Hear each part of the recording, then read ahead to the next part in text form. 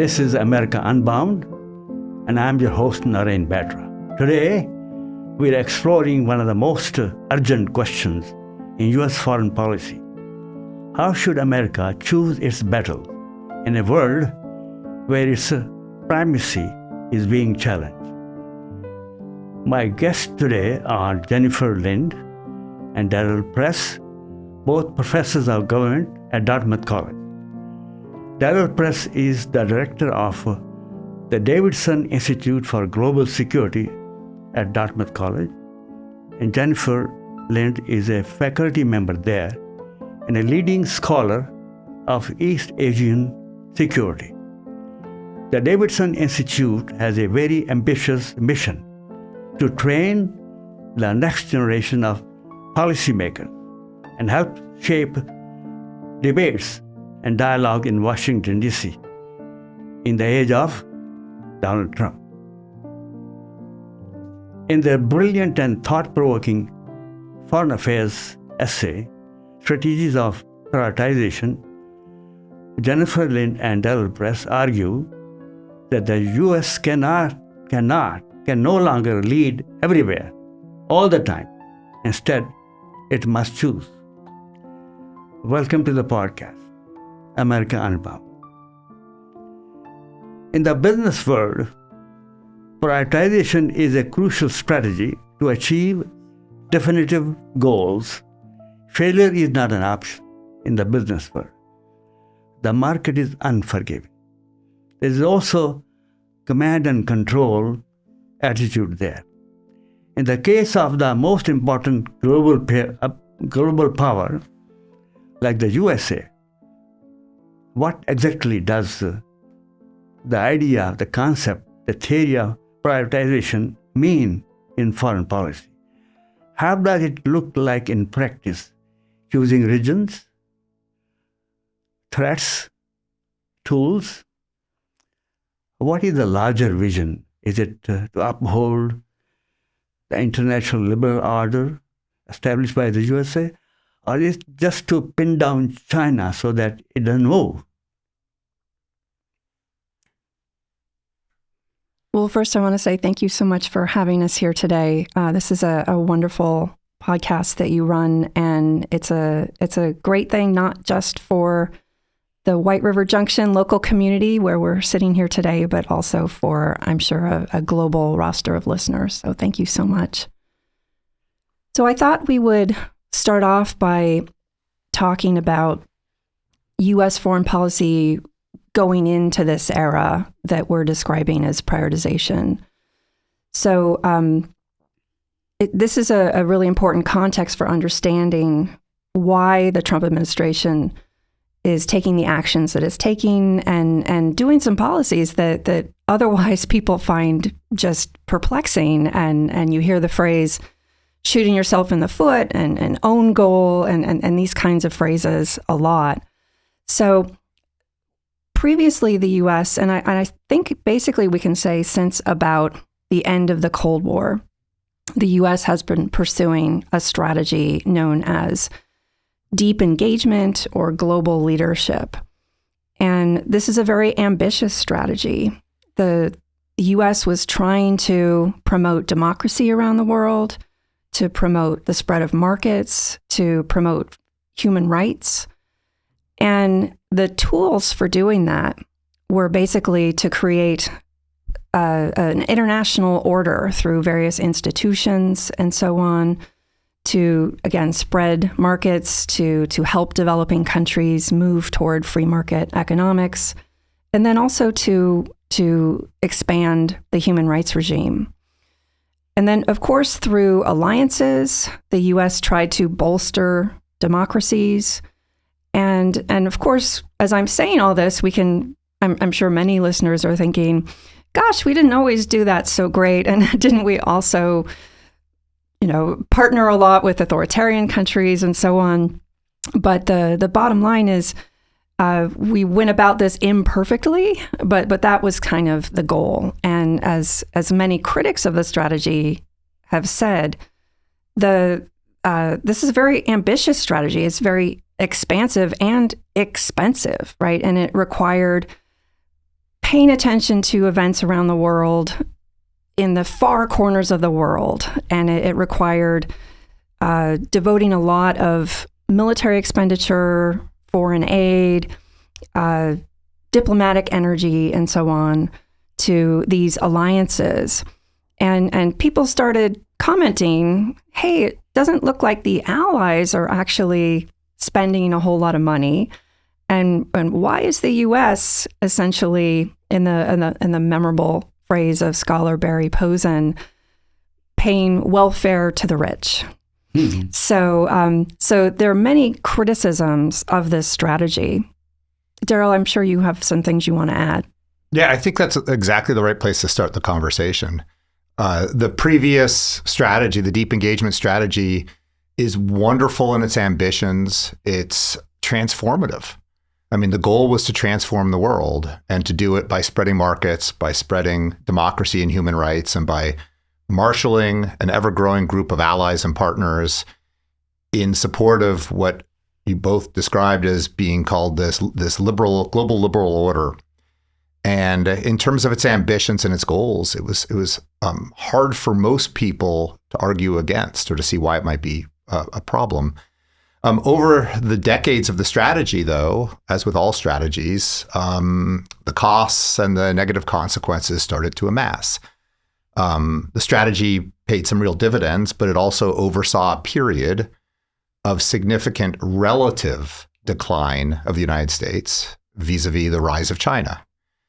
The strategy occurred and promoted through economic globalization a transformation in the global economy and in the U.S. economy, which has led to huge redistributive effects.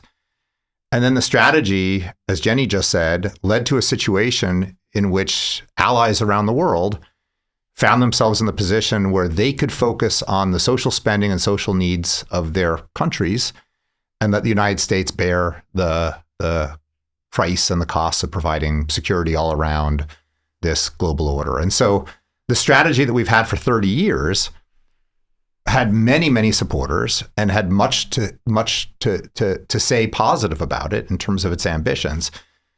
But as Jenny said, it oversaw this period of shifting global balance of power in ways that are not terrific for the United States. And it led to near constant engagement of the United States in war. And so, to be clear, there are still many, many experts in U.S. foreign policy who say that on net, that is the best strategy for the United States. But that's the context in which the critics of that strategy, and especially the critics of the strategy within the Trump administration, arose. And they said, in an age of a rising great power, meaning China, and in an age of declining U.S. resources, the United States has to pick and choose. And we have to, as you said, in business, focus our scarce resources on the problems which are most essential. And in the article that Jenny and I wrote, that's what we were trying to highlight for people, that's what large strains or large strands of the Trump administration foreign policy elite are trying to accomplish. But until now, America has made a great contribution to world economy by siding with people who were down after World War II. Japan has become a very powerful economic nation because of the USA. China wouldn't have been China without US and allies opening their doors, Anyway, but so now you feel that American economic power is declining. Is it relative to China and other countries? Is that right? Do you think America is declining? Decline is one of these tricky words that we have to be careful with. Yes. The United States is a superpower. It's the world's it's still, depending on how you define it, the world's largest economy, one of its richest economies in terms of per capita GDP. If you look at technology indicators, the U.S. is just leagues ahead of the other advanced technological innovating countries. Yes. And so the United States has tremendous resources of economic power and obviously significant military power. The United States is the only country in the world that has this truly globe-spanning military. And so we need to be careful as we throw around words like decline. The United States is an incredibly powerful country. So scholars used the phrase relative decline as opposed to absolute decline.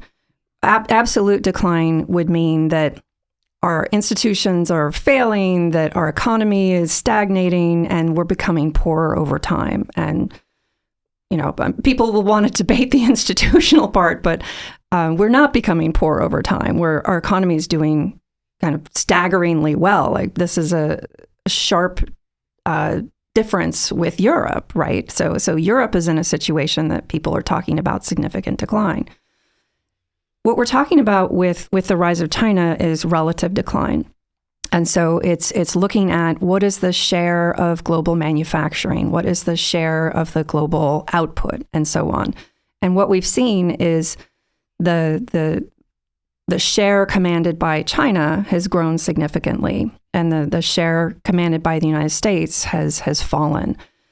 And again, we have to be careful because people point to the heyday of U.S. power when literally the U.S. economy was 40% of the entire global economy. And that's staggering and unprecedented. And that was right after World War II, when basically the only way that was possible is that the rest of the global economy had to implode in the war. So we have to be careful to compare ourselves today to that extraordinary situation.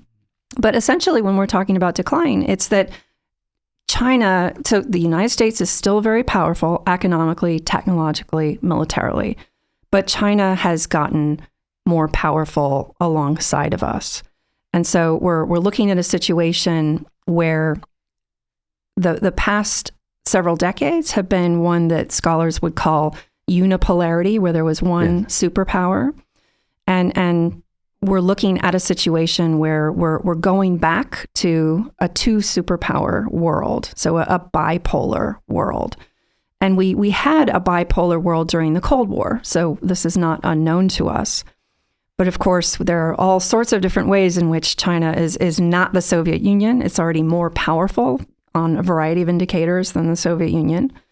And so this is the really profound change in the world that's going on, that Daryl and I argue is a core reason why our previous strategy, this highly ambitious strategy, which frankly we got away with because there wasn't a rival hegemon to push back. There wasn't a rival superpower to push back at us. Things are changing now. Things are different now. There is another emerging superpower. And so just as our strategy changed when bipolarity shifted to unipolarity, our strategy is going to have to change as we move into this new bipolar era. If I could just add to that, I agree with everything Jenny said. I would just kind of try to cut through these debates about decline or not, very much like she did, by simply saying, I think 3 or 4 facts are simply true. They're just facts. Number one, the United States is today the most powerful country in the world across a wide range of dimensions: economic power, technological power, military power, diplomatic influence. The United States is the most powerful country in the world, number one. Number two, China is becoming quite a capable number two across all these same dimensions. The economy rivals us, if it hasn't surpassed us. They're a leader in a whole variety of technologies that are the critical technologies of the 21st century and critical technologies related to military power. Number three, the previous mission, this deep engagement mission, is costly. It's costly in terms of the annual cost of defense spending, but it's also costly in terms of the frequent wars that it draws us into. And so when you put those things together, yes, we're still the most powerful country in the world, but the challenge of managing the rise of a serious competitor like China is significant. And that challenge puts us, even as the most powerful country in the world, in a position in which we probably don't want to be spending as much resources trying to manage the politics of countries all around the edge of this world order, whether that's Iraq or whether that's Iran or whether that's Afghanistan or whether that's in the Eastern European countries that lie in between Europe and Russia. So I think that's the core of the strategy. Yes, we are the most powerful country in the world. But the USA managed the Soviet Union very well. A really important thing to think about is we didn't do it alone, right? So the U.S. partnered with NATO, and NATO during that time, those countries were contributing real military capability to deterrence and to the defense of Western Europe. Germany was spending 3 to 4%. I can't remember exactly. Germany was spending real money, and Germany was fielding the most capable army in Europe relative to the Soviet Union and the US. I think the next was West Germany. The other European countries, so the UK, France, and so on, they were spending 3% or more. And so, yes, we successfully formed a containment effort against the Soviet Union. But we didn't do that by ourselves. Yeah. It would not have been possible to do by ourselves. And so when we think of today, the analog, point number one is China is more capable than the Soviet Union. China, in the fabulous book Chip War by our neighbor down south, Chris Miller, Chris talks about how the Soviets were desperately trying to copy everything the United States did in terms of semiconductors and emerging technologies. And their system, number one, successfully obtained the technologies that we were trying to prevent them from getting, but they managed. But their system also was completely unable to then diffuse the technology through the economy.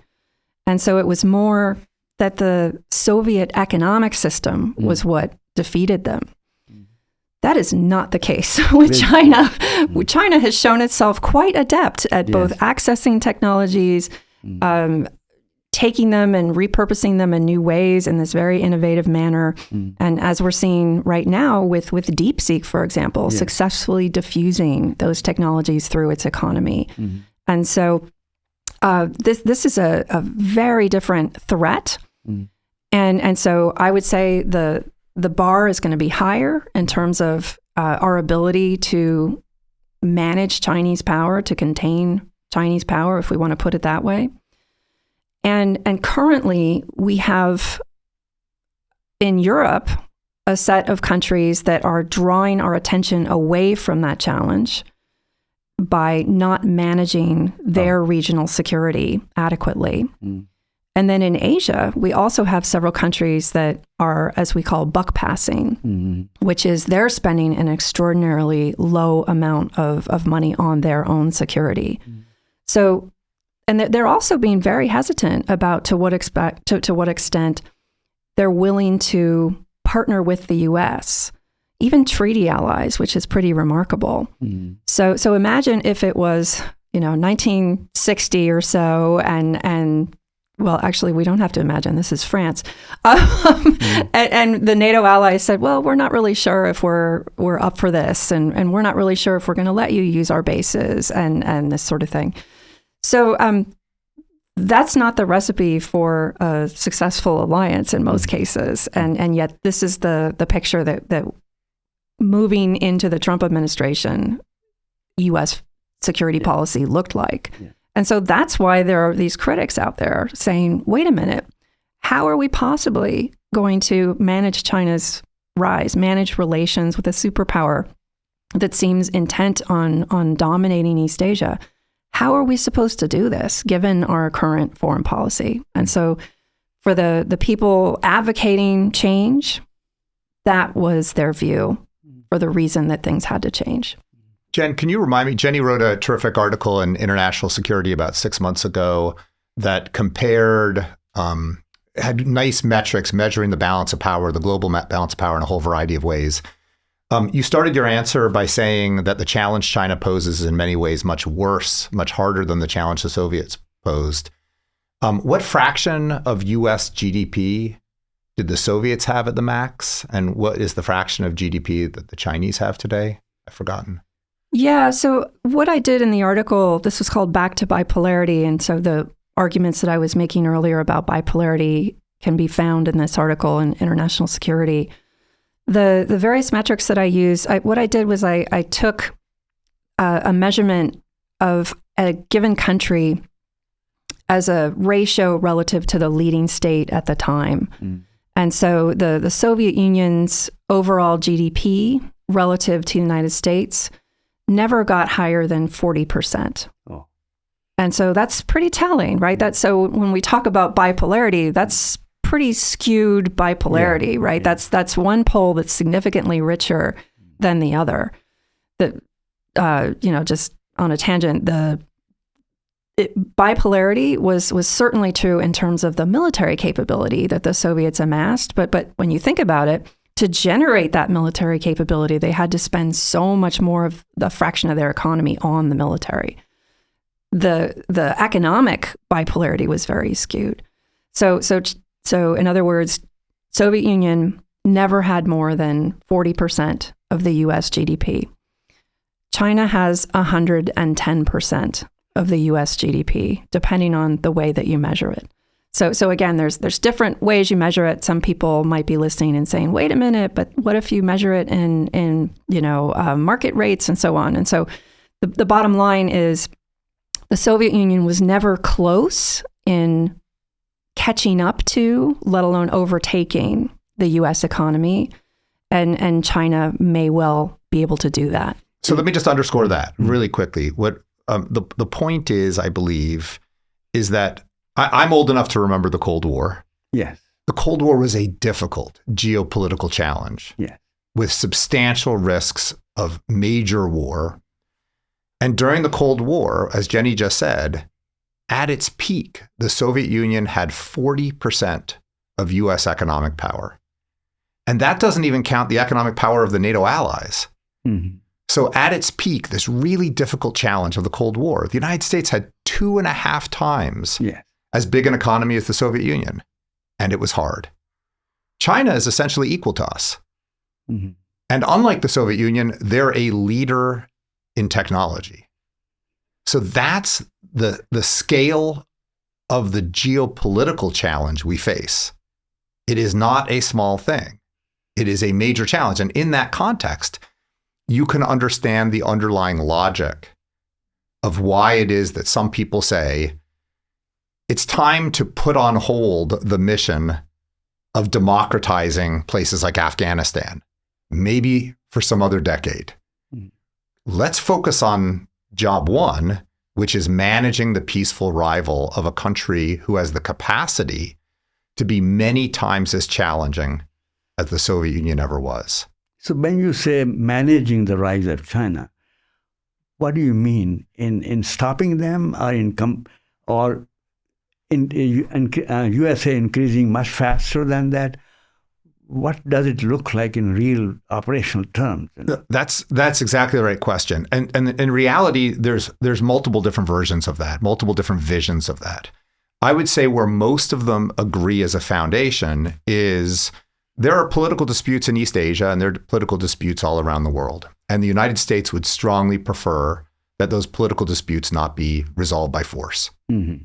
And so the lowest bar of managing the rise of China is that however the politics of the region gradually shift over time to accommodate the rise of a great power, we don't want this management. We don't want those transitions to happen through war and violence. So that's kind of the minimal bar. There are bigger bars too. The United States strongly prefers, and by here I mean the prioritizers and the deep engagers. We strongly prefer to retain our military alliances, principally with Japan and South Korea and Australia, and ideally with the Philippines as well. And we don't want to be pushed out of the region by Chinese diplomacy. And then finally, some people would say, as China gets more and more powerful and economically ambitious, they will understandably want geopolitical influence all around the world, because their economy is tied to outcomes all around the world. But a world in which China has allies and bases and substantial influence in the Persian Gulf and in the Middle East and in East Europe, that's a world that's going to be more dangerous for us all, and a world that's going to lead to much more conflict, if not war. And so what it means to manage the rise of China, for the minimalists, they would just say, let's just prevent war. That would be enough. Maximalists would say, we'd like to convince China not to be so deeply politically involved in all those regions, South America as well. And where people stand on those dimensions, on those distinctions, they vary significantly. Do you think Taiwan is the key to controlling China? I think a core concept to talk about here is the concept of regional hegemony. And scholars talk about a regional hegemon as a country in one of the world's key economic regions, such as East Asia, such as the Western Hemisphere, such as Europe. And that country is the most powerful regional actor in terms of military power and political power. So it has the military power to defeat any country or combination of countries within its region. And it has the political influence also within those countries. And being a regional hegemon is a really good thing for a country. The United States has been a regional hegemon. Basically, think about the Monroe Doctrine. That's kind of what this means, is the United States telling other countries, we're in charge in this region, and you are not welcome here. And this connects to U.S. historic behavior in Latin America also, which is regional hegemons tend to exert a lot of influence in the political systems of their neighbors, because one thing that they're very worried about is that extra-regional countries are going to try and infiltrate their region, for example, and perhaps put military forces there. So when we think of why was the Reagan administration so upset about Soviet influence in Nicaragua, and why was John F. Kennedy so worried about the Soviet Union putting missiles in Cuba? This is the dynamic that I'm talking about. So this argument about regional hegemony is associated with the scholar John Mearsheimer at University of Chicago. He basically argues the ideal situation for a great power is you want to be the only regional hegemon in the world. And we enjoyed that ideal situation for a long time. Now we are looking at, with the rise of China to be a great power, we are looking at the danger of China becoming a regional hegemon. It's not one yet, because again, there are a lot of militarily powerful countries in East Asia, and the United States has, just as the European countries did before we told them in the Monroe Doctrine to get out, the United States is in China's region. It has been politically involved in China's region. It has been militarily involved and has military forces around China and so on. And so what Mearsheimer would argue is China is going to behave like a normal great power and try to Monroe Doctrine us. So China is going to tell us, you got to get lost, and we're going to make it increasingly costly for you to be sailing your ships around here if you stick around. And China is also, according to this logic, going to start interfering politically in its neighbors' politics, just as the United States did in Latin America. And so this brings us back to your question about Taiwan. And so some people argue that China really is, let me say it again. Some people argue that Taiwan really is a key to Chinese regional hegemony. Yes. And so if that's the case, and if the United States believes that Chinese regional hegemony is so detrimental for our security, then that would suggest the U.S. needs to be all in on the defense of Taiwan. Other people argue against this, and they see Taiwan is certainly one issue that we should be concerned about, but it's not necessarily the end of the game if China controls Taiwan and so on. So there's a big debate to be had here. I think one interesting thing to think about, because we never talk about Taiwan in this way, and this is kind of the realpolitik way of discussing it, is that to date, the U.S. has used Taiwan as a way to make it very difficult for China to gain regional hegemony. So think of it as if we're doing this sort of red-blue map, right? It's not exactly blue. It's not a treaty ally. It's not an ally. We don't even recognize it as a sovereign state. But it's not red. And that's partly because of U.S. policy. And so what China is doing, it's looking at this map. And frankly, I don't think most Chinese think about it in these terms. I think they think about it in terms of this is part of the Chinese civilization. This is part of the historic Chinese empire and so on. But generally, you can look at Taiwan in this kind of broader, great power, competition between a existing regional hegemon and a rising regional hegemon. And so Taiwan is certainly very much part of that.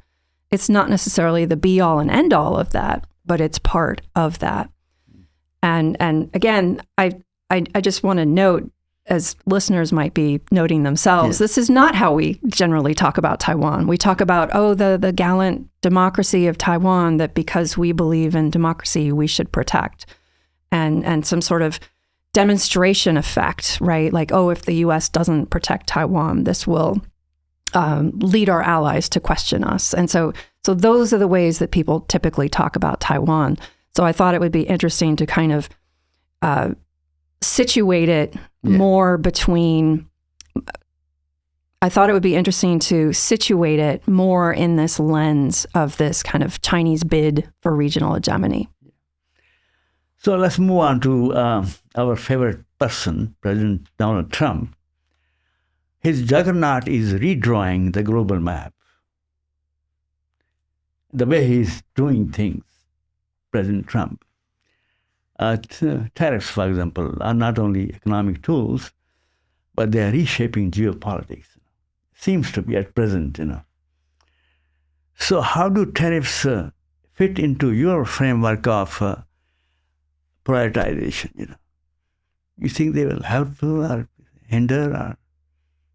So I'm not sure. I mean, Jenny might have a different view of this than I do. I don't think that the tariff policies and is a core element of this prioritization strategy.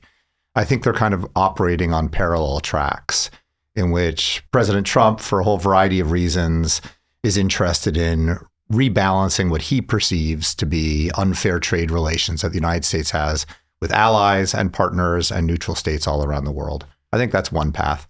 Prioritization, as we've been talking about, is about two things. It's about focusing U.S. attention on the most difficult and pressing national security problem, which is China.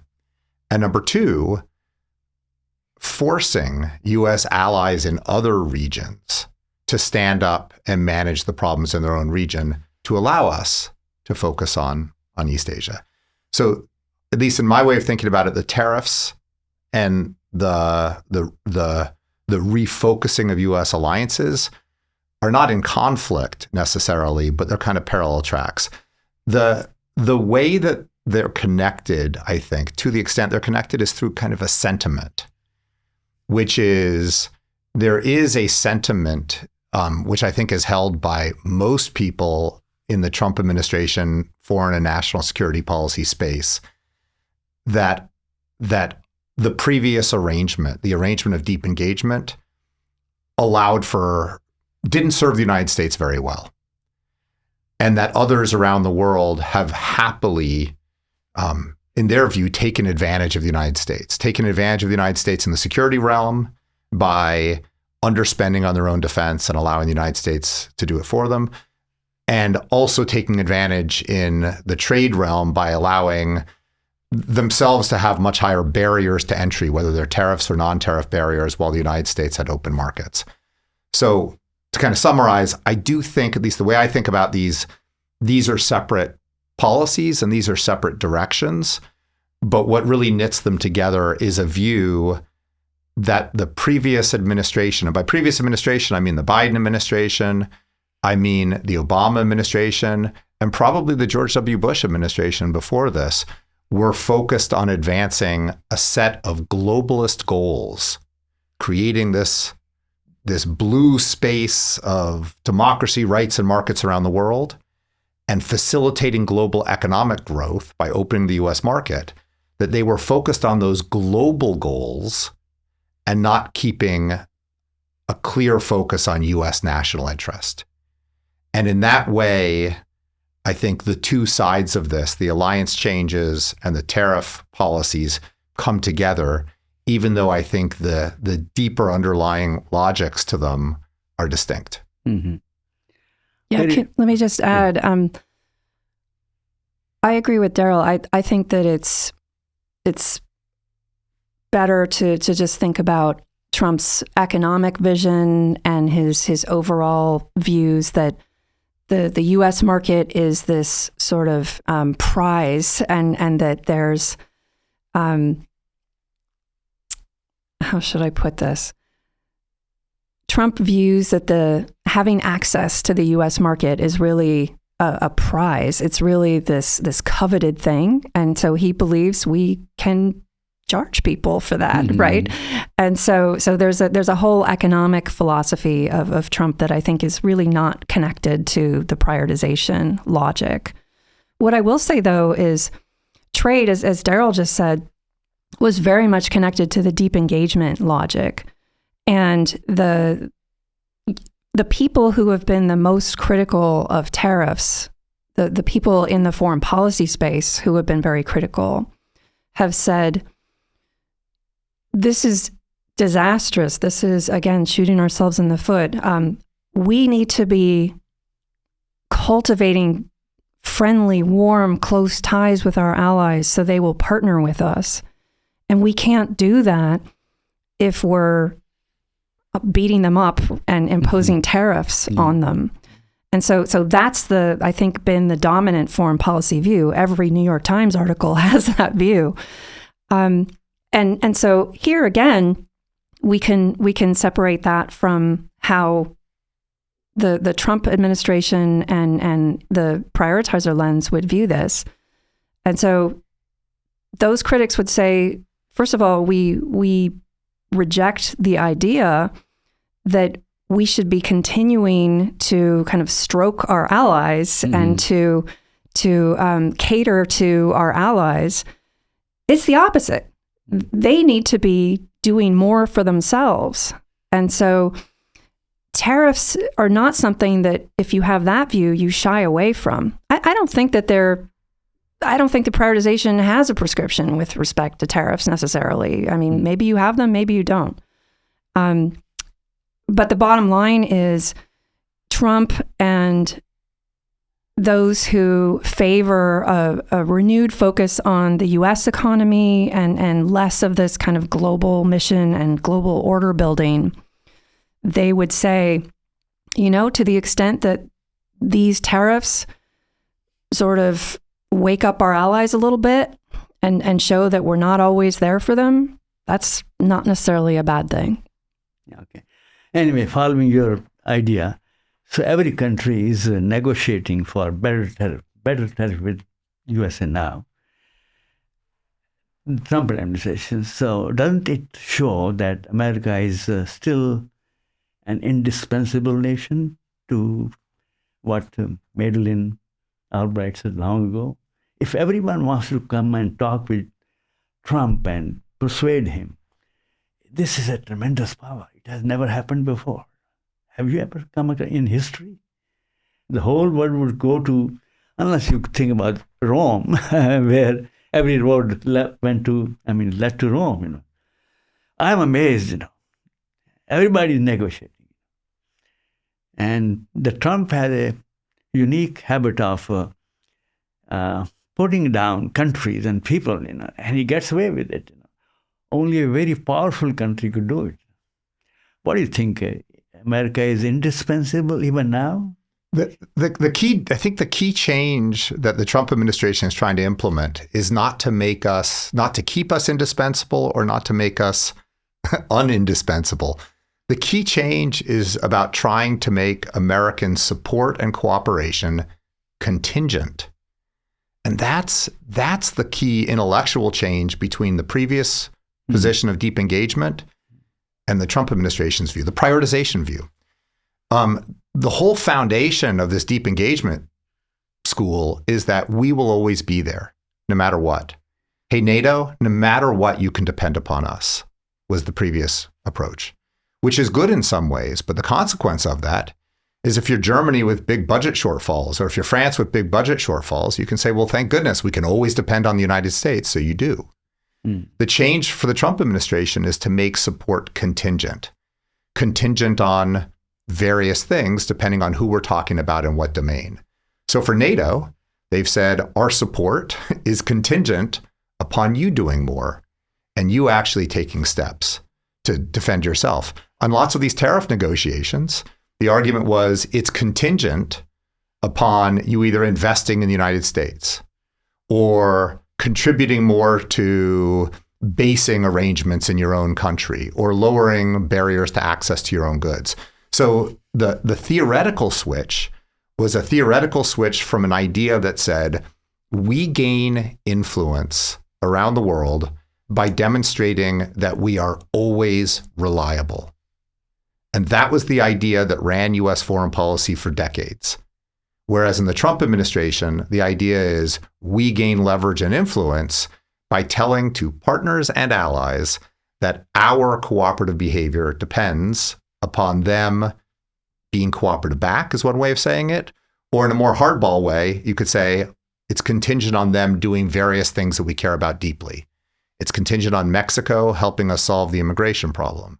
It's contingent on Europe opening up various barriers to trade, et cetera. So it's not about indispensable versus non-indispensable. It's about guaranteed versus contingent. It's conditional to some Conditional. extent. Yes. Conditional. That's right. Conditionality across the board. Yeah. Security ties, yes. Economic ties, yes. Everything. Don't take us for granted. Exactly. I mean, again, the center left, center right in U.S. foreign policy has entirely, I don't want to say bought in, that's demeaning. Let me start this again. The center left and center right in American foreign policy is just so used to thinking about maintaining American credibility, maximizing credibility. The worst thing you can say when you're criticizing your foreign policy opponents in the United States is that your policies are going to harm American credibility. Mm-hmm. But we all know in all kinds of domains in life, which is that if we're entirely credible that we're going to take care of the problems, our partners are not going to do very much for themselves. Oh, I see. Yes. And so Jenny and I are not saying that the Trump administration is clearly right about this, though I'll tell you, speaking for myself, I do think that they're right that conditionality is essential if you want partners and allies to cooperate with you. But what we're trying to say is what is being cast in the newspapers and in the media and in common discussions as just thoughtlessness and irrationality and craziness by the administration is actually premised on a couple ideas, which I would say are facts. That the balance of power has changed, that the problems the United States face going forward are significant, and that the current strategy, the strategy before Trump, was dragging us over and over again into very costly wars. And finally, this last piece, which is to say conditionality is the actual real source of cooperation. So one can hear all that and say, I still don't like President Trump. Fair. Or you could say, I don't think it's worth making these changes in foreign policy. Fair. But we're trying to get people to see the logic and the strategy behind these changes and to make the, I guess, provocative argument that says they have a point. on a whole variety of these dimensions, whether you like these individuals, whether you like the change or not, and that these are ideas that we really need to wrestle with. I think we've been really focusing on the foreign policy dimensions of this, which is what we do. And so that's why we're doing that. But underlying all of this is not, I mean, I don't see that Trump is sitting around creating a grand foreign policy view. I think he is picking up some of these ideas that resonate with him. But I think for him, the main issue is he sees that Americans have suffered from this policy. So why do we care about free riding by allies? Why do we care about why does he, let me say this differently. Why is he disturbed when he sees what he believes as kind of a raw deal in trade for American workers, for American companies? So I think it's much more focused on the homeland for him, which is we need to prioritize the United States. This is the most important thing for him, and so that's the reason for why you need to change the foreign policy. Sure, he's aware that there's this broad world with these big geopolitical chess games going on. But as he's wanting to make a lot of these changes in foreign policy, it's because he's thinking about how can we focus more on the experiences and the security and the prosperity of the American people at home. Very good. Let's talk about China, Russia, India, and others. BRICS, that is Brazil, and then it's Russia, India, China, and South Africa. And now the Shanghai Cooperation Organization. They have been there for a long time. And yesterday, as you know, on the 1st of September, they concluded a conference, annual meeting in Tianjin, China, in which you saw the pictures. It seems to be that they're getting together, forming a new bloc. I don't know how powerful that bloc would be, but what do you think is this might turn into an alignment against the West or the USA? Or do you think Europe might think about why not to have a different view of China? Do you think, do you fear sometime that Europe might move towards China and that side, In the wildest dream, have you ever thought Europe would go towards China and Russia?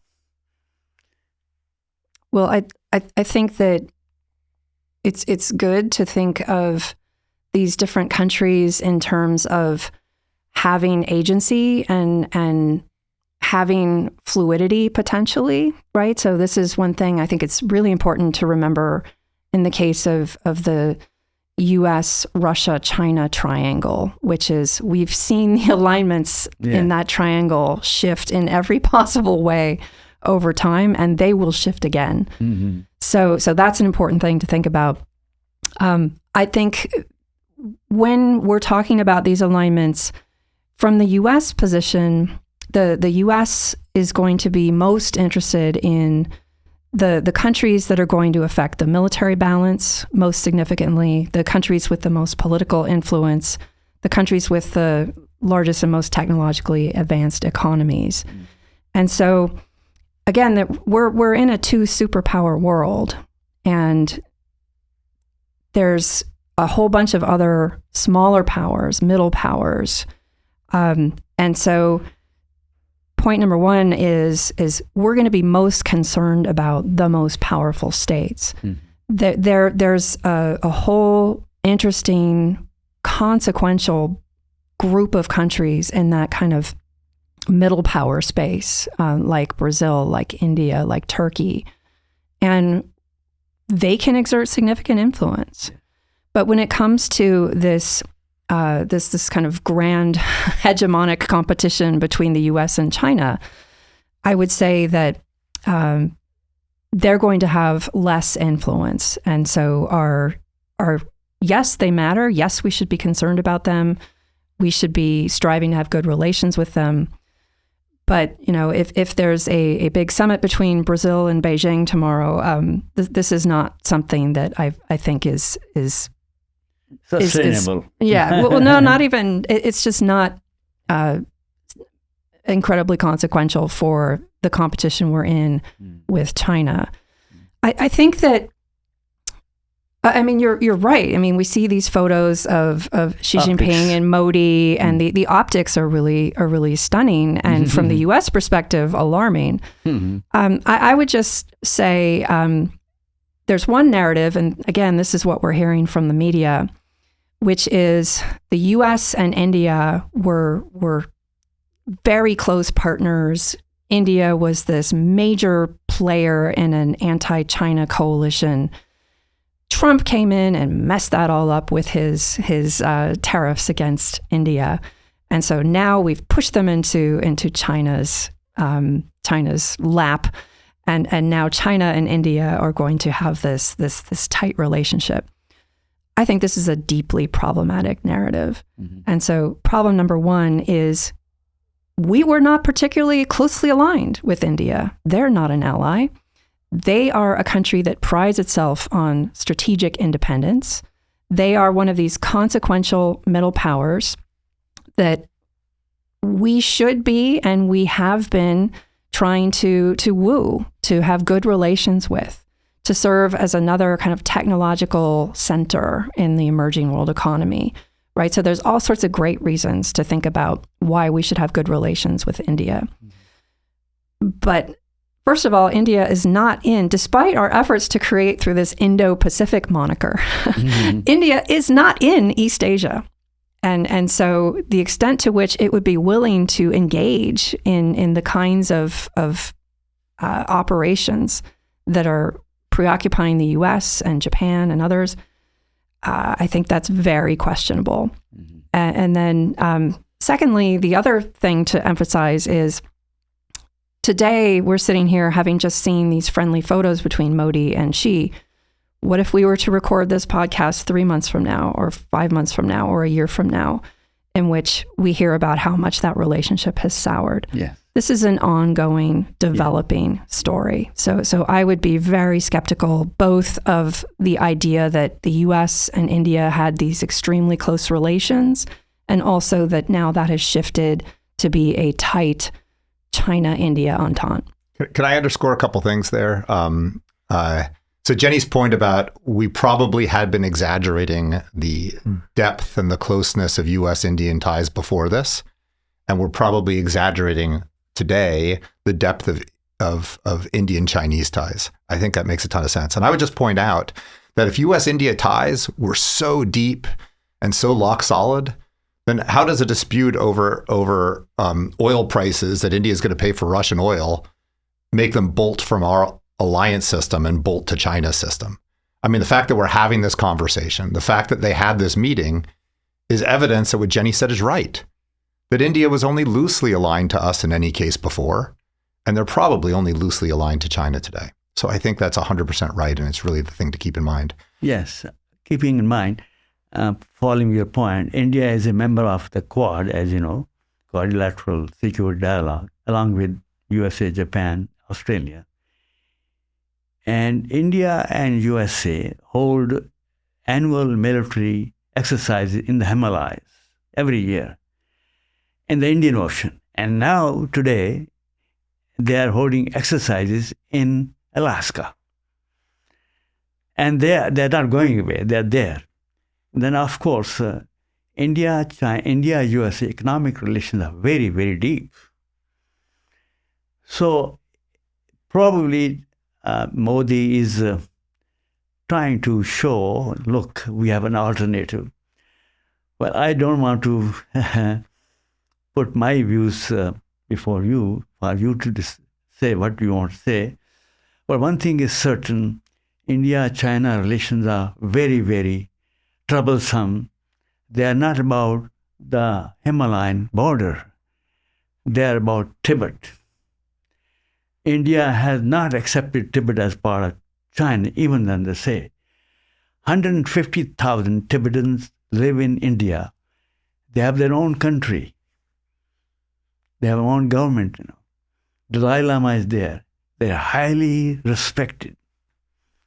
India will never turn their backs upon them. And China doesn't like this, never liked this. So anyway, this is another point. It's very difficult for India and China. They trade with each other. But it will be always uncomfortable situation with them. Anyway, so eventually I believe, this is your interview, not mine, India and USA will come back together, slowly and gradually. Anyway, question was that 50% tariff is unsustainable. It probably, they will compromise or something. Let's move to another question. Another axis of concern is China-Russia, what they call as friendship without limits, announced in 2022 before Russia invaded Ukraine. So how does this policy of prioritization would address this kind of new development? What will USA do to separate them? Somebody suggested in a recent article, newspaper, that USA should do some kind of a reverse Nixon-Kissinger policy, break them up. Is it doable? Is it doable to separate Russia from China? Was the recent meeting in Alaska an effort to do that? That somehow, if Russia entered into a peaceful negotiation with Ukraine and there is peace and Russia might break away from China, do you think like that? My question is clear to you? Yeah, it's absolutely clear. I never want to say something is unrealistic because surprising things happen in international politics, and geopolitical and foreign policy innovators make themselves famous by imagining the things that others cannot imagine. But I would say that the Russian foreign policy elite, and I mean much deeper than just Mr. Putin, but the Russian foreign policy elite has a long view and is a deeply skeptical, some people would say suspicious. I would say worldly and cynical, appropriately cynical group. And in their view, which is not incorrect, Russia has been on the suffering side of repeated attacks, violations, betrayals by the West over and over again. So this is not a justification for the invasion of Ukraine, but this is just a simple way of saying that the United States today, with Putin in power, or maybe in 10 years when Putin's out of power, could say, you should align with the United States in a counter-China bloc. We are the better economic partner. We are the future for Russia. And I would just say that the barrier to getting Russia to trust that the United States will not flip-flop on them would be very, very a high barrier to reach. It's become politically dangerous or politically toxic to say, but whatever one thinks about the contribution of factors that led to the outbreak of the Ukraine war, because it undoubtedly was a contribution of factors. I think the historical record that the United States violated its agreements to Russia over and over again with respect to the scope of NATO enlargement is quite clear. And so Russia's views that America occasionally comes to Russia with sweet words, but that America, in their view, is a rapacious player of geopolitics who is always looking to dominate Eurasia, that's going to be very difficult to overcome and to lead to a long-term either rapprochement with the United States or a break with China. So are there roots to the Russia-China relationship breaking? I think there certainly are. They're probably based on Russia-China competition and Russia-China problems. Chinese immigration into Siberia, Yeah. China's ascendancy to be, as Jenny says, they're the pole, they're the great power, not Russia. Russia's the junior partner. Yeah.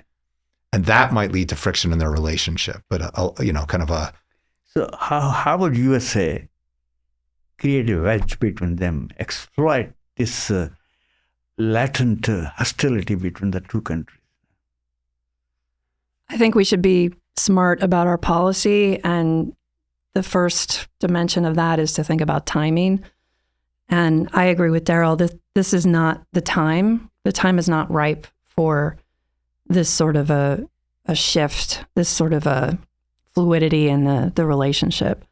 So I would come back to what I said before, which is historically it is remarkable to what extent this triangle, the US, China, Russia triangle, has shifted over time. The 1950s, we had the Soviet elder brother and the Chinese junior partner in the Sino-Russian alliance, and then that fell apart, right? And then that provided the opening for the United States to come in for this Nixon-Kissinger moment that you mentioned. The key thing about that, there's a couple things that I think we need to think about before we extrapolate from that.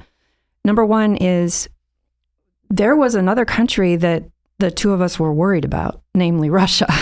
So why did China decide? Why was China receptive to Kissinger, right? Why was China receptive to the Nixon administration, to these overtures? It's because they were afraid, like us, of the Soviet Union. So moving to today, who is that third country that would bring us together? There isn't one, right? The Chinese are not afraid of a Russian threat. As Daryl said, Russia's not a great power. It's maybe a middle power with a great big gas station. So it's not a threat that China is worried about. There's no other threat that China is worried about. So the situation is not primed strategically to encourage Russia to come to our side. And then also, Daryl gave a great summary of Russian distrust of the U.S. foreign policy community, U.S. foreign policy goals. And I think that's such an important thing because we never talk about it that way in terms of just how Daryl used the word rapacious. Like they see us as rapacious. That's not how Americans ever talk about our policy. But so Daryl talked about it in terms of the Russian hesitance to align. Think about Washington, right? So right now, Russia has just invaded Ukraine, right? Russia invaded Ukraine. There's an active war going on. And there's still so many people in Washington with very long memories of the Cold War, as if they needed long memories. They don't need long memories, right? Because Russia invaded Ukraine and is viewed as a serious threat to European security, and then also to the broader kind of liberal goals for the world. So I think both in terms of the receptiveness of the American and Russian foreign policy communities, and then also the kind of lack of a strategic push bringing them together, this is not a fortuitous moment for that. Let me underscore one thing Jenny just said, which is, again, I love democracy. I love markets. I think the goals of American deep engagement were good goals. But if you want to understand how the game of geopolitics is going to be played, you have to ask yourself how these goals look from other people's perspectives. And whereas we often in the United States cast what's happened in U.S.-Russian relations over the past 20 years as Russian aggressiveness or Russian paranoia, the truth is we have sought democratization and what we would call reform across all of Eastern Europe, including Russia. We have sought the transformation of Russia, as we would say it, into a democracy with a vibrant civil society and a market-based economy. That was our goal, and it still is our goal. What that means from the Russian elite is we seek regime change. And you hear American foreign policy analysts stand up and say, it's at best Russian paranoia and at worst Russian imperialism that makes them want to dominate their near abroad. Because what do they have to fear from us or a defensive NATO alliance? And I feel like they're not reading their own State Department documents, which are openly seeking transformation and reform. Now, that doesn't mean that we're the bad guys and that we're seeking to be colonial or dominate. Again, the goals that we're trying to transform to is democratization, and it's to markets. But we are seeking to dominate, or let me say it differently, we are seeking to transform and therefore overthrow through velvet revolutions all those countries, including Russia. And so when Jenny talks about the barriers to the Russian elite coming to terms with us, honestly, maybe tactically, maybe for the short term, maybe if they decide that China in the future has become too big a threat, perhaps. But honestly, they would be crazy to trust us, not because we're untrustworthy, because we're doing what we say we're doing, which is trying to transform the world into having political and economic systems like ours. And if you're an authoritarian leader, that's a death sentence. But USA has been very successful in expanding democratic, Poland and all that, 100%. In Ukraine, for example, whatever the past, they did become democratic to some extent. Ukraine, We've been phenomenally successful. Yeah. That's why Russia's terrified. That's why Russia's terrified. Because they understand that, we can argue about whether such a transformation in Russia would be good for the average Russian. I think probably in the long term. But if you're the Russian elite, whether it's in the hierarchy of the national security structure or whether you're the economic elite, transformation is a disaster for you. And it's not theoretical. It's life and death. So you're right. We've been successful. Yeah. And that's... You agree Russia is a huge country, tremendous resources. And in my view, they are very smart people. Technologically.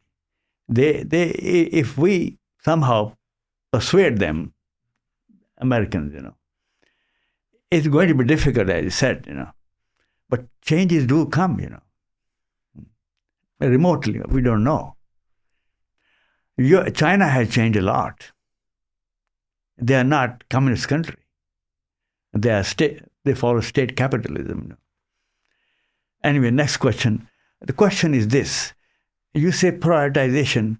What if there's a sudden tremendous problem? What should USA do? For example, in Gaza, it was something unexpected, So should the USA stand aside and let them do what they want? Humanitarian crisis, you see every day what happened in Gaza and what happened to our campuses, what in Dartmouth, everywhere, So we can't escape from what is happening elsewhere. What should we do then? How about this prioritization, if it amounts to shutting our eyes or compartmentalizing, how would this work? Is it possible to keep away from the global spots? We can forget Afghanistan, but you can't forget Israel, Arab countries. What do you think? What should America do when there's a sudden eruption of violence, and the cameras, the TV, etc. there? What's your reaction?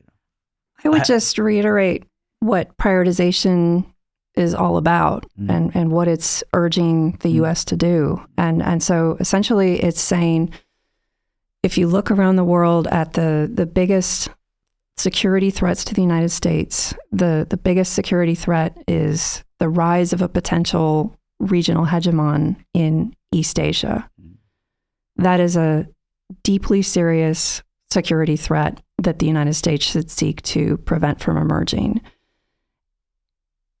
In order to do that, the current situation is really problematic because the U.S. is overextended around the world. We keep intervening in the Middle East. We keep seeing our attentions drawn to Europe and our resources drawn to Europe. And so the way to fix that is to not intervene in the Middle East and is to encourage our partners in Europe who have tremendous latent power. They have all the capability that they need to protect themselves against the threat that they face, which is Russia. Russia has 1/3 of the population of Europe. It has 1/10 of Europe's GDP. What are we talking about? There's simply no world in which Europe is threatened by this country if it's motivated to protect itself. We can get into all the intricacies of European politics and so on that make this difficult. But the bottom line is they have the capability. So back to your question on what if something breaks out in one of these other, and we could call it non-prioritized regions, right? So we kind of have an idea for focusing on Asia, but what does that mean for these other regions? Again, for Europe, it means encourage, and this is not an overnight process. This is a multi-year, multi-step process that we should be deeply engaged in. Encourage Europe to do more, build up Europe's capabilities along with them. What about for the Middle East? For the Middle East, it means don't start wars, right? don't fight wars over there that maybe you don't need to fight. If you do need to engage in military action, make it quick, do it with friends, make sure other countries are bringing real capability to the table, and make sure that this is of vital interest. And so I think that your question focusing on Israel is just of a completely different nature, which is the tragedy in Gaza, the Hamas invasion of Israel, the Israeli invasion of Gaza, the loss of life that we have seen there. That is not a situation that the United States is going to be militarily drawn into. And so it exists kind of outside this sort of schema that I'm talking about here.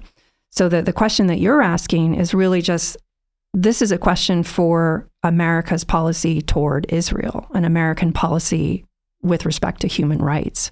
And so people will have wildly diverse, as we have seen, views on what U.S. policy should be, with some people saying we need to stand by Israel, and others saying, there's only so much that we can tolerate before we have to do something about this terrible violence. The visuals are terrible. That's the point. And when people talk about genocide, Americans listen. America is not a unified country. I mean, they are different. The government may be unified, united, but people are very divided. A lot of people think about these visuals, So that's the question, whether we can shut our eyes, One way of thinking about this is, regardless of what foreign policy strategy that the United States chooses, there's going to be violence, and there's going to be disorder, and there are going to be human rights abuses, and there's going to be chaos in many, many parts of the world. Yeah. And that's true in either strategy. In the deep engagement strategy, wherever that happens, either the United States will take the lead to try to solve the problem, or it won't be done.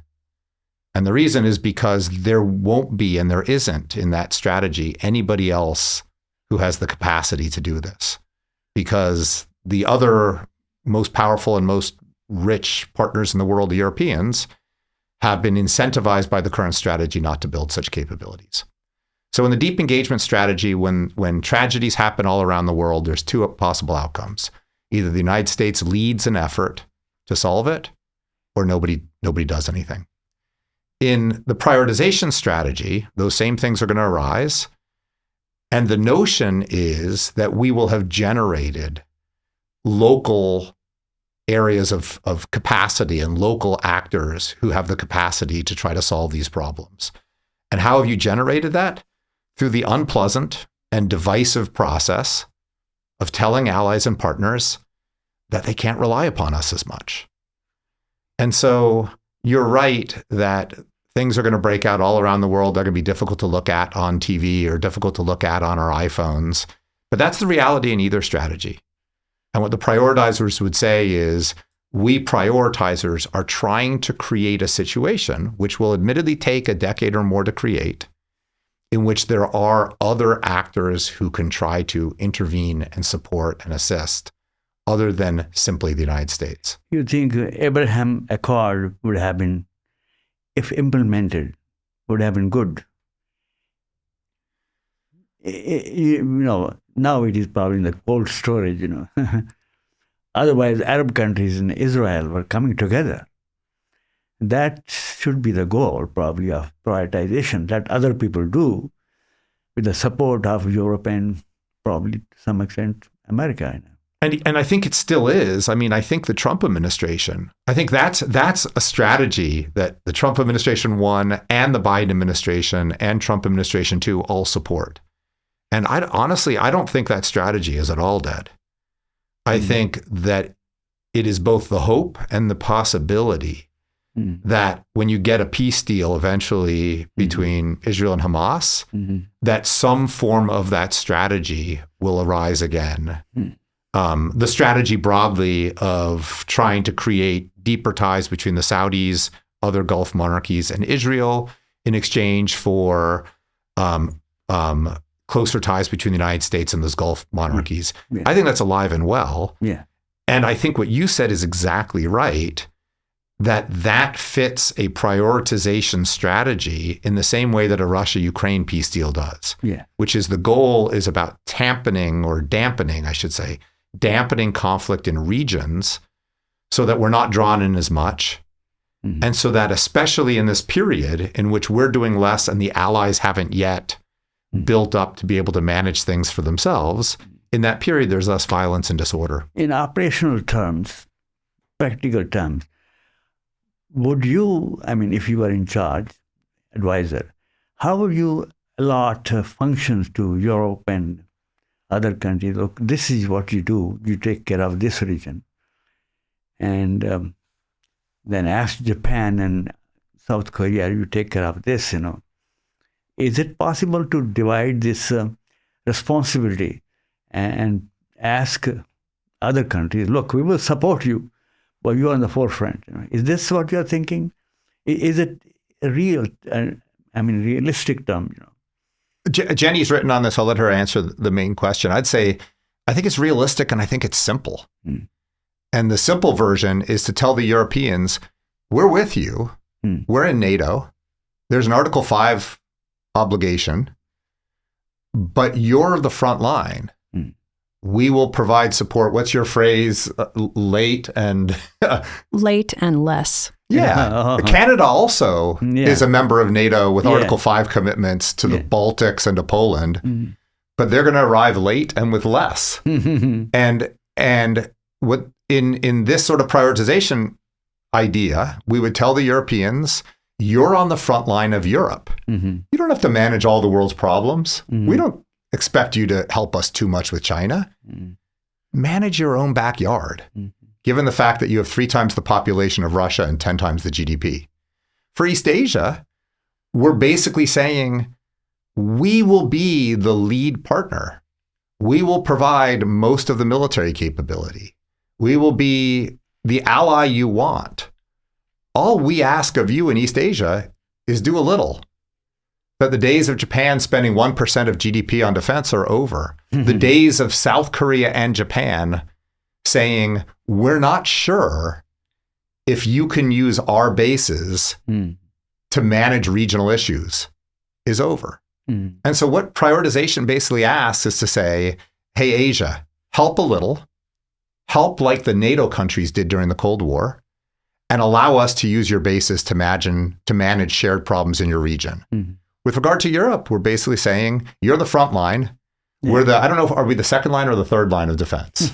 But it's like, we'll be, as we've traditionally been, we'll be the offshore power who comes in with some support late in the game. And so you should manage it yourself. But it doesn't require complicated boundaries and, it's pretty straightforward. Mm-hmm. Absolutely. Again, it's a very big shift in the way that the U.S. has been thinking about this and the way that Europe has been thinking about this.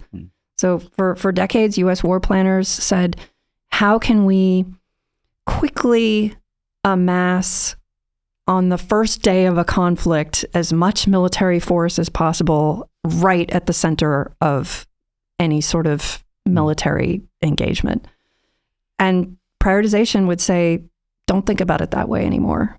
Prioritization would say, if you think about it that way, then Europe will say, okay, the Americans have this covered. And so I'm changing that topic to defense and the Pentagon. So the defense budget is approaching about $1 trillion. It's a huge U.S. defense budget. So if we keep this strategy of prioritization, how should Washington allocate the enormous amount of money, huge, $1 trillion? Continue funding legacy systems like carriers and long-range bombers, and what should they do? What should be? Where should the money be spent?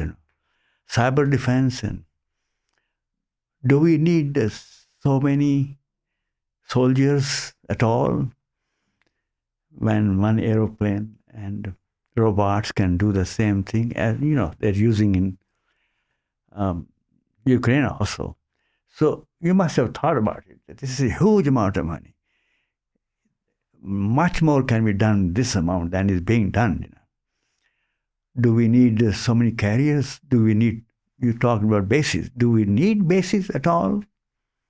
Open question. Yes.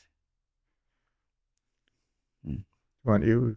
The Pentagon is a massive organization, and there must be inefficiencies. Yes. I think everybody's wanted to deal with the Pentagon's inefficiencies for a very long time. Yeah, both in the previous strategy and the current strategy. The Pentagon is a massive organization with plenty of inefficiencies. Some of it has to do with the armed services affection for certain ways of fighting and certain kind of weapon systems. So that's one source. Another source is American domestic politics, in which both some basing issues and some weapons procurement issues are shaped heavily by the districts and the states in which they're manufactured. This is the eternal problem of government. It's certainly the eternal problem of the Defense Department, given how much money is sloshing around, and neither the deep engagement or the prioritization strategy provides a solution to that. When Jenny and I have thought about the tough calls that prioritizers should be wrestling with right now, it's less about changes in weapon systems and styles of warfare, which we think are tough calls, but they're tough calls which either strategy would have to wrestle with. To us, the tough calls that prioritizers have not wrestled with yet, and they may have a big effect both on overall sizes of defense budget, but also on the probability of war, is that, as Jenny said, prioritization is about focusing on China, managing China's rise, and doing so by energizing allies in other parts of the world to manage their own regions. But as you asked about half an hour ago, what do we mean by manage China's rise? And I said, well, it might mean as minimal as preventing violent conflict. But where do we draw the boundaries? What exactly are we defining as the line beyond which China may not cross, or else we're thinking about conducting a major power war? And I would say the prioritizers have more or less all fallen behind one definition, one answer to that question, which is the boundary lies through the Taiwan Strait. That if China decides to forcibly unify Taiwan, that is the red line, and that is what we will fight over. And that is one way to define that line. And that is one way to define what it means to manage China. Let me interrupt you. But I would just simply say there are other ways to define that as well. And even consistent with a prioritization logic, you might see it in our interest to support Taiwan today, to help them be a free and vibrant democracy for now, but to not necessarily define Taiwan as being on that side of the line, but draw the line elsewhere. And that's an important debate that prioritizers should have and might have a big effect on defense spending and probability of war. So looking at Trump's mentality, do you think Trump will agree to support, save, defend Taiwan if tomorrow China attacks? What is your view? Some people say he's against war, against violence. Do you think he will say, all right, we are going to defend any cost? What do you think? I think that one thing we've learned from the U.S. effort to support Ukraine is that this is not a black and white either or question. So it's not support Taiwan or don't support Taiwan. It's a question of what types of support. And so I think it's very likely that the U.S. would provide significant support to Taiwan in a variety of ways, right? So I think the U.S. could send weaponry to Taiwan, although the logistics of that is a lot trickier than Ukraine. That's another thing to talk about. The U.S. could provide other kinds of aid to Taiwan. The U.S. could organize a counter-China sanctions regime. And it's a big question in terms of who would actually participate in that, going back to India, going back to Europe, and so on. So there's all sorts of things that the U.S. could do for Taiwan in that situation. The U.S. could provide Taiwan with intelligence, reconnaissance information, targeting information, all sorts of things. Whether or not the U.S. is going to send aircraft carriers into action, put boots on the ground in Taiwan, that's a whole other layer of support. And I think the Ukraine model is really instructive here in terms of the first thing Joe Biden said basically was, we are not getting involved in that war, and in terms of American troops. And so I think this is a really important model that people have in their minds with respect to Taiwan. Except one thing, see, Ukraine and Europe together, but in case of Taiwan, who else? Do you think Japan and South Korea and the Philippines and other countries will come together to save Taiwan? So the situation is different from Europe, Ukraine situation, Ukraine, Russia, Europe is very different from this Eastern, East Asia. Do you agree? I mean, I don't know how different it is. You're an expert on East Asia. So I agree that Europe had more capability that it was willing to send Ukraine's way, or Europe was able, because these are very rich economies, to send aid Ukraine's way. And also there was a outcry of support for Ukraine and this kind of outrage about the Russian invasion. There are some big differences with respect to Taiwan. So for example, Taiwan is not recognized as a sovereign state. Ukraine was recognized as a sovereign state. And so there are going to be a lot of people in Asia that say, well, that kind of belongs to China. So this is not the same kind of invasion that Russia's was of Ukraine.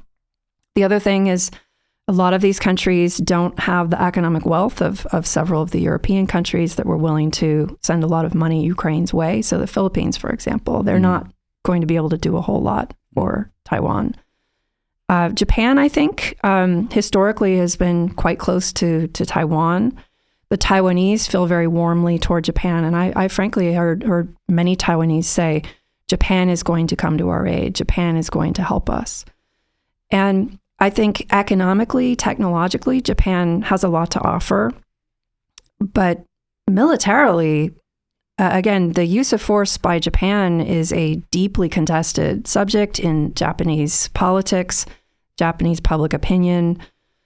I think at best, Japan would allow U.S. base usage and would participate in any sort of like a sanctions effort against China. But Japan is not joining any sort of military coalition and flying sorties over the Taiwan Strait.